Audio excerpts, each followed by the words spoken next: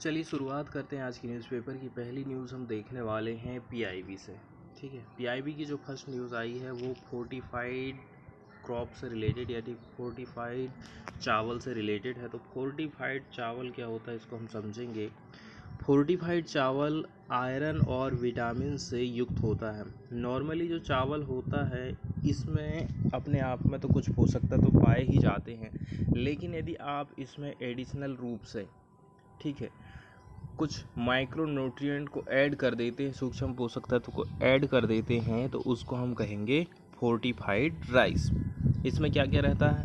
Iron, vitamin A, B1, B12, folic acid, iron, zinc और सभी प्रकार के जो पोषक तत्व हैं वो इसमें ऐड किए जाते हैं। अब FSSAI food safety and standard authority of India, इसके अनुसार यदि हम फोर्टिफाइड क्रॉप्स की परिभाषा देखें तो इसमें बताया जा रहा है deliberately increasing the content of essential micro nutrients. इसमें हम क्या करते हैं, जो माइक्रो न्यूट्रिएंट रहते हैं आवश्यक, ठीक है, इनको हम फूड में क्या काम करते हैं, इंक्रीज़ करते हैं, इनका जो कंटेंट है उसको इंक्रीज़ करते हैं, so as to improve the nutritional quality. इससे इम्प्रूवमेंट होता है उसकी न्यूट्रिशनल क्वालिटी में, ठीक है। अब वो फूड जो है ज़्यादा पोषक तत्व वाला हो जाता है। इससे हम प्रोवाइड कर सकते हैं पब्लिक हेल्थ बेनिफिट, ठीक है, और इससे हम रिस्क को, हेल्थ से रिलेटेड जो रिस्क है उसको हम लो कर सकते हैं। ये होता है फोर्टिफाइड फूड या फिर फोर्टिफाइड क्रॉप्स या फिर फोर्टिफाइड राइस। न्यूज़ की यदि हम बात करें तो इसमें बताया जा रहा है कैबिनेट ने अप्रूवल दे दिया है, हम डिस्ट्रीब्यूट करेंगे फोर्टिफाइड राइस को अक्रॉस गवर्नमेंट स्कीम्स। जितनी भी सरकारी स्कीम चल रही हैं जिसमें सरकार चावल का वितरण करती है, अब वो वाला चावल नॉर्मल चावल नहीं रहेगा, वो रहेगा फोर्टिफाइड राइस। इससे सरकार एक तो चावल में पोषक तत्व को ऐड करना चाहती है, दूसरी बात कुपोषण का जो लेवल है अभी वर्ल्ड के हिसाब से यदि हम देखें तो अभी एक रिपोर्ट आई थी जिसमें कुपोषण के मामले में भारत बहुत ज़्यादा पीछे है। आउटसाइड के जो विकासशील देश हैं यहाँ तक कि उनसे भी भारत की कंडीशन ख़राब है। इसलिए सरकार चाहती है कि अब हम कुपोषण की समस्या को इस तरह से निपटाएंगे। प्रधानमंत्री ने अनाउंस किया था fortified of rice in his independence day speech. तो स्वतंत्रता दिवस के मौके पर प्रधानमंत्री ने फोर्टिफाइड राइस के बारे में घोषणा किया था। बताया जा रहा है entire cost of rice fortification 2700 crore per annum, है ना। पर एनम की यदि हम बात करें तो खर्चा आने वाला है 2700 करोड़ रुपया का। एनम मतलब होता है प्रतिवर्ष। Would be borne by the government of India, ये खर्चा उठाएगी सरकार। Fortification will provide nutrition to every poor person of the country to overcome malnutrition and lack of essential nutrition in women, children, lactating mother. सबके लिए ये फ़ायदेमंद होना है, मतलब लैक्टेटिंग मतलब जो महिलाएं अपने बच्चों को स्तनपान करा रही हैं उनके लिए भी ये फ़ायदेमंद होगा। FCI and state agencies have already procured 88.65 LMT of fortified lakh metric tonne of fortified rice for supply and distribution. तो FCI ने भी ख़रीद लिया है चावल, स्टेट की जो एजेंसियां हैं उन्होंने भी इस चावल को ख़रीद ली हैं ताकि हम जो है अब इसको डिस्ट्रीब्यूट कर सकें। नेक्स्ट न्यूज़ हम देखने वाले हैं DRDO से ये रिलेटेड है। इसमें बताया जा रहा है FCSFDR बेस्ड, तो एक प्रकार से हम कह सकते हैं कि ये एक टेक्निक है या टेक्नोलॉजी है, ऐसा प्रपल्सन सिस्टम है जो कि मिसाइल को सुपरसोनिक गति से बहुत लंबी दूरी पर हवाई खतरों को रोकने में सक्षम बना देता है। यदि हमारे पास मिसाइल है, ठीक है, तो सुपरसोनिक गति से बहुत लंबी दूरी पर, जितनी ये इसकी रेंज है उससे भी ज़्यादा रेंज पर हवाई यदि खतरा है तो उसको रोकना है, इसके लिए SFDR टेक्नोलॉजी का यूज़ किया जाएगा। ITR द्वारा तैनात टेलीमेट्री, रडार और इलेक्ट्रो ऑप्टिकल ट्रैकिंग सिस्टम जैसे कई रेंज इंस्ट्रूमेंट द्वारा प्राप्त किए गए डेटा से इस प्रणाली के सफल प्रदर्शन की पुष्टि हुई है। कौन कौन से इंस्ट्रूमेंट हैं जिनसे हम चेक किए हैं यहाँ पर बताया गया है। Telemetry, radar, electro optical tracking system. और आगे बताया जा रहा है SFDR को हैदराबाद की रक्षा अनुसंधान और विकास प्रयोगशाला द्वारा अन्य DRDO प्रयोगशालाओं जैसे कि हैदराबाद में भी है, केंद्र, इमरत और पुणे की उच्च ऊर्जा सामग्री अनुसंधान प्रयोगशाला के सहयोग से बनाया गया है। कौन कौन ने इसमें सहयोग दिया है यहाँ पर ये बात बताई जाती है। एक खास बात जो यहाँ पर बताई जा रही वो ये है कि देखो, ये जो सफलतापूर्वक परीक्षण हुआ है ना, अब यदि हमें हवा से हवा में मार करना है, ऐसी मिसाइलें हमारे पास हैं, उसकी रेंज को हम बढ़ा सकते हैं। यदि हम 400 किलोमीटर तक मार रहे थे तो अब वो 400 से बढ़ कर के 600 हो जाएगा। इसके बाद वाली जो न्यूज़ है वो FCRA एक्ट से रिलेटेड है। FCRA के बारे में कुछ बेसिक जानकारी हम देखेंगे। तो FCRA को मेनली यदि देखा जाए तो जितने भी NGO हैं हमारे देश में, यदि वो चाहते हैं कि हम फॉरेन से कुछ मदद लें, फॉरेन से कोई व्यक्ति उनकी मदद करना चाहे, उनको पैसा सेंड करना चाहता है, तो उनको FCRA एक्ट के अंतर्गत रजिस्ट्रेशन अनिवार्य कर दिया गया है। एक प्रावधान इसमें ये किया गया है कि दिल्ली की जो मेन ब्रांच है SBI की, आपका अकाउंट यहाँ पर होना चाहिए। आपके पास आधार कार्ड अनिवार्य है, ठीक है। आधार कार्ड के बिना आप फॉरेन से चंदा नहीं ले सकते, फॉरेन से कंट्रीब्यूशन नहीं ले सकते। ऐसी बहुत सारी बातें हैं जिसके चलते चलते लोगों को प्रॉब्लम फेस करने पड़ रहे हैं। इसके अलावा इसकी एक निर्धारित तिथि भी रहती है, उस डेट के अंदर में ही आपको रजिस्ट्रेशन करवाना है। डेट निकल जाएगी तो फिर आपका रजिस्ट्रेशन नहीं हो पाएगा और आप फॉरेन से कंट्रीब्यूशन नहीं ले पाएंगे, ठीक है।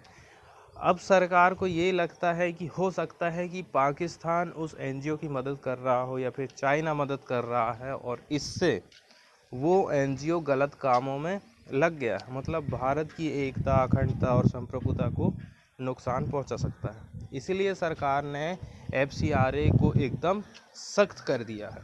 पहले कुछ लिमिट थी कि भाई आप 100 रुपये आपके पास मिले हैं तो उसमें से आप ज़्यादा पैसा अपने एडमिनिस्ट्रेशन में खर्च कर सकते हैं, आप स्टाफ को सैलरी देना है या फिर कुछ ख़रीदना है या करना है।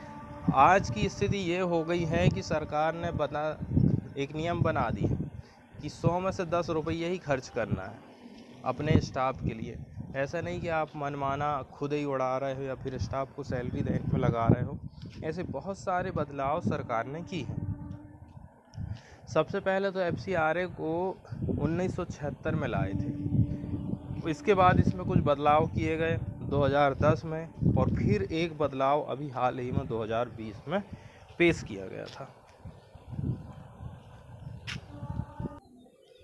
यहाँ पर कुछ और फैक्ट बताए जाते हैं कि FCRA का रजिस्ट्रेशन आपका मान के चलो स्थगित हो गया, आपने अप्लाई करे थे, नहीं हो पाया, किसी कारण से सरकार ने ही आपको मना कर दी है, स्थगित कर दी है। केंद्र सरकार किसी NGO का पंजीकरण रद्द कर सकता है, ठीक है। रद्द करने के बाद 3 साल की अवधि के लिए उसका पंजीकरण अयोग्य हो जाएगा। ये निलंबन 180 दिन से ज़्यादा नहीं हो सकता। जिस NGO का निलंबन हो गया है वो इस दौरान किसी भी तरह का फॉरेन कंट्रीब्यूशन नहीं ले सकता और ना ही अपने पास रखे जो पैसा है फॉरेन का केंद्र की अनुमति के बिना यूज़ कर सकता। इसके साथ साथ ही NGO को अपना वार्षिक रिटर्न दाखिल करना है, इनकम टैक्स वगैरह, जो संस्था इसे करने में विफल होती है उस पर जुर्माना लगेगा या फिर उनका रजिस्ट्रेशन रद्द कर दिया जाएगा। ऐसा यहाँ पर प्रावधान किया गया। अब अभी हाल ही की बात है कि कई सारे NGO थे जिन्होंने सुप्रीम कोर्ट में याचिका दायर कर दी थी कि जो FCRA रजिस्ट्रेशन की जो लास्ट डेट है, ठीक है, वो उनको लेकर के वो बहुत परेशान थे। दूसरी बात, ये सही है या नहीं है कि सरकार फॉरेन से कंट्रीब्यूशन पर लगाम लगा सकती है। ये याचिका किसी ने सुप्रीम कोर्ट में दाखिल कर दी थी, वो केस चलने लगा सुप्रीम कोर्ट में, सुप्रीम कोर्ट ने उस पर निर्णय दिया है।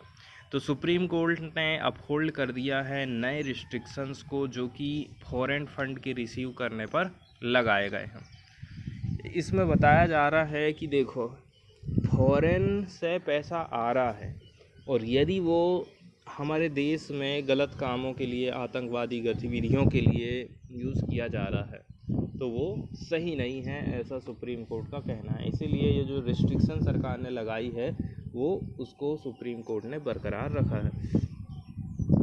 अनब्रिडल्ड इनफ्लो में डिस्टेबलाइज सोवरेनिटी ऑफ नेशंस।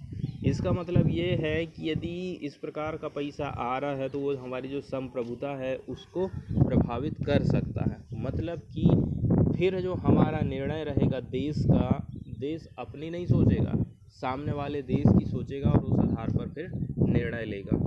इसलिए हमारी संप्रभुता इससे प्रभावित हो जाएगी। जजमेंट में यहाँ पर बताया गया है कि no one has a fundamental और absolute right to receive foreign contribution fund. अब इसका मतलब ये नहीं है कि आपने एनजीओ खोल लिए हो तो ये आपका फंडामेंटल राइट हो गया कि हमें मिलना ही चाहिए। ये आपका फंडामेंटल राइट नहीं है कि आपसे फॉरेन से कंट्रीब्यूशन मिलेगा ही। इन ए जजमेंट दैट में हिट नॉन गवर्नमेंटल ऑर्गेनाइजेशन। ठीक है, अब ये जो जजमेंट है एनजीओ के कामकाज को प्रभावित करने वाला। Working at the grass root level with no direct link to foreign donors.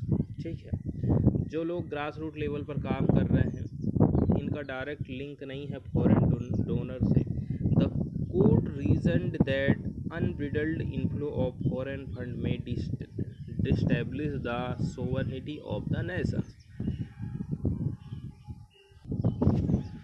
अगली जो न्यूज़ है वो है CAA से रिलेटेड है। ठीक है, नागरिकता को लेकर के एक कानून लाया गया था जो बहुत ज़्यादा विवाद में रहा था। बहुत ज़्यादा हिंसाएं भी हुई थी, झड़प हुई थी सरकार और नागरिकों के बीच में। क्योंकि ये क्या काम करता है ना, केवल मुस्लिम धर्म को छोड़ करके बाकी धर्मों के जो लोग हैं उन लोगों को नागरिकता देता है और जो मुस्लिम धर्म के लोग हैं उनको ये छोड़ देता है। इसीलिए इसका बहुत ज़्यादा विरोध हो रहा था। मुस्लिमों को लग रहा था कि हमें टारगेट किया जा रहा है, हमारी तरफ सरकार ध्यान ही नहीं देती है। इसीलिए आज तक यदि आप देखो ना तो ये एकदम ठंडे बस्ते में पड़ गया है CAA। तो होम मिनिस्ट्री का कहना है कि 6 महीना अभी और लग जाएंगे CAA के रूल्स को फ्रेम करने के लिए। The ministry of home affairs has sought another 6 months to frame the rules of citizenship amendment act 2019 CAA। एक लेजिस्लेशन है to fast track citizenship provide करेगा of 6 non Muslim undocumented communities. तो जो undocumented word use किया गया है, आप सोच सकते हैं आपके पास डॉक्यूमेंट्स नहीं है फिर भी सरकार आपको नागरिकता दे रही। ठीक है, इसका मतलब यही हो गया ना कि आपने मुस्लिमों को छोड़ दिए हैं, बाकी धर्मों को आपने अपने देश में एंट्री दिया है। इसलिए इसका बहुत ज़्यादा विरोध हो रहा था। तो ये fast track the citizenship process of 6 non Muslim undocumented community from Pakistan, Bangladesh and Afghanistan without the rules being framed the act can not be implemented. आगे एक बात कही जा रही है कि जब तक रूल्स को हम फ्रेम नहीं कर देते हैं एक्ट को इम्प्लीमेंट नहीं किया जाने वाला है, ऐसा यहाँ पर बताया जाता है। आगे आप CAA के प्रोटेस्ट में, विरोध में जो लोगों की हालत हुई थी वो यहाँ से आप देख सकते हैं। 83% were killed in protest after the CAA was passed in December 2019। तो लगभग 83% की यहाँ पर डेथ हुई थी। दिसंबर 2019 में इसको पास किया गया था। It received assent from the president on December 12 दिसंबर को प्रेसिडेंट की सहमति मिल गई थी। फिर जनवरी 2020 में the ministry notified that the act will come into force from the January 10 that year. 2020 में ही कि 10 जनवरी से ये लागू हो जाएगा। The home ministry has now sought time till October 9 to notify the rules which are to be published in the gazette of India. एक छोटी सी news है जो कि RBI से रिलेटेड आई है। तो RBI के बारे में हम कुछ बेसिक जानकारी देखने वाले हैं। आरबीआई की कुछ पावर्स का यहाँ पर हम चर्चा करेंगे।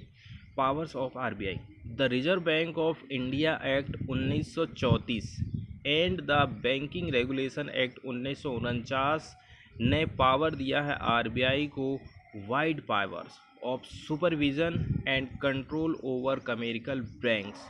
तो जितने भी वाणिज्यिक बैंक्स हैं उनका ये सुपरविजन करेगा और उनको कंट्रोल करने का काम करेगा। इसके लिए 2 एक्ट बनाए गए थे। ठीक है, ये रिलेट करते हैं लाइसेंसिंग एंड इस्टेब्लिशमेंट। ठीक है, लाइसेंस प्रोवाइड करना बैंकों को, उनकी स्थापना करना, इसके अलावा ब्रांच का एक्सपांसन करना है, लिक्विडिटी ऑफ देयर एसेट, उनकी एसेट की लिक्विडिटी कैसी रहेगी, कितनी रहेगी, management and methods of working, उनके कामकाज का मैनेजमेंट करना, किस प्रकार से कौन सी विधि से ये काम करेंगे। इसके अलावा मर्जर का काम, रिकंस्ट्रक्शन एंड लिक्विडेशन का काम भी आरबीआई को दिया गया है। फंक्शन की यदि हम बात करें तो पहला जो काम है वो बैंकर्स बैंक। ठीक है, बैंकों का भी बैंक जिसको कहा जाता है। The RBI has extensive power to control and supervise the commercial banking system. इसका मतलब क्या हो गया बैंकर्स बैंक का, कि उसके पास एक्सटेंसिव पावर है, वो कंट्रोल और सुपरवाइज कर सकता है जो कमर्शियल बैंक है, जैसे कि एसबीआई को और भी अदर बैंक को, यूको बैंक। 1934 का एक्ट है इसके लिए, and the banking regulation act 149 है। फिर बताया जाता banks are required to maintain minimum cash reserve ratio with RBI. ठीक है, आरबीआई के हिसाब से सीआरआर को बैंकों को मेंटेन करना पड़ेगा, मिनिमम कैश रिजर्व रेशो को। The RBI provide financial assistance to the scheduled bank and state cooperative banks.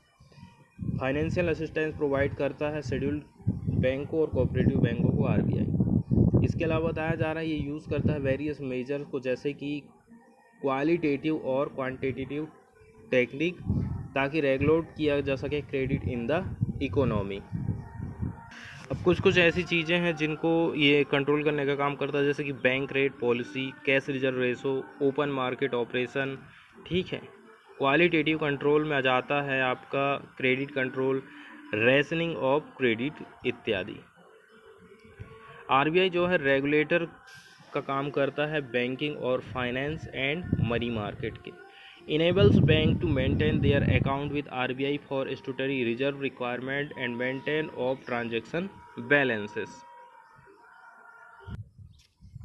Next news हम देखने वाले हैं, गुजरात से रिलेटेड है ये। गुजरात ने रिपोर्ट किया है इसका पहला case of XE variant of corona virus. So far only 600 instances of variant have been recorded in global repository। पूरा वैश्विक लेवल पर देखें तो मात्र 600 केस आए हैं और गुजरात ने रिपोर्ट किया है इसका पहला एक्सई वेरिएंट का कोरोना वायरस का केसेस। ठीक है, Mumbai too had reported a case of XE variant from a sample isolated in February. ठीक है, फरवरी के महीने में एक्सई वेरिएंट का कोरोना वायरस का डिटेक्शन किया गया था मुंबई में। अगली न्यूज़ हम देखने वाले हैं जेजेएम से रिलेटेड है। To supply water to rural areas by 2024। ग्रामीण क्षेत्रों में वाटर की सप्लाई पूरी हो जाएगी 2024 तक। Emphasis was laid at a regional conference on Jal Jeevan mission. जल जीवन मिशन का मतलब है कि हर घर तक जल पहुंचाना है, गांव-गांव तक। ठीक है, नल के माध्यम से। Here on Friday on evolving the committee ownership of water supply infrastructure and service delivery to ensure its long term sustainability. The rural communities should be engage in the water supply scheme. गांव की जो local community है उसको हमें इस काम में engage करना पड़ेगा। Instead of their retrospective involvement, जो उनका जो रेट्रोस्पेक्टिव इन्वॉल्वमेंट रहता है ना, अप्रत्यक्ष टाइप का, उसको ख़त्म करके डायरेक्ट इन्वॉल्वमेंट करना। तो जो स्कीम है वो इन्वेस्टिगेट करती है supply of safe and adequate drinking water की, किसके माध्यम से, टैप वाटर कनेक्शन के माध्यम से सभी घरों को, कहाँ पर, रूरल एरियाज़ में 2024 तक का ये टारगेट रखा गया है। A target has been set for supplying 55 litre of water per person per day. एक आदमी, ठीक है, per person per day every household in villages where people have been facing scarcity of water. जहाँ पर भी पानी की कमी है तो एक आदमी को 55 लीटर पानी देने की बात करी गई है हर दिन JJM के अंतर्गत।